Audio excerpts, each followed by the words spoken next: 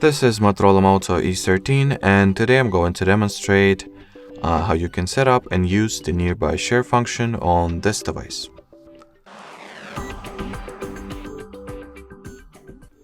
So the first step that you will need to take is to turn on Wi-Fi, Bluetooth and mobile data.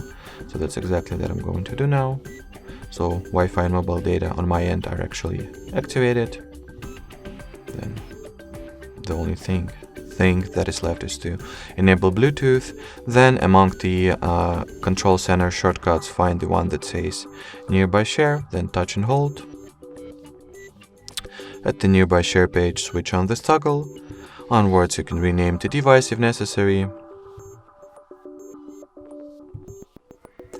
You can make your device visible or invisible respectively and change its visibility, restrict or allow its visibility to your device, only your devices, only your contacts, or to everyone who is in range.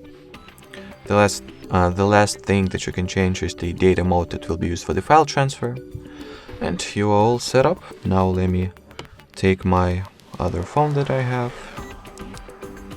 and try sharing something through the nearby share.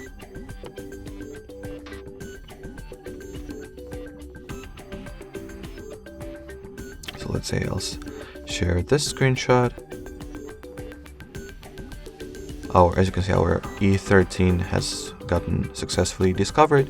Now we have to accept the file transfer at the receiver's end. Wait for the file to get sent and received respectively.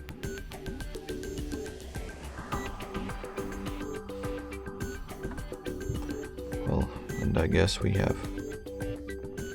should have successfully received it by now.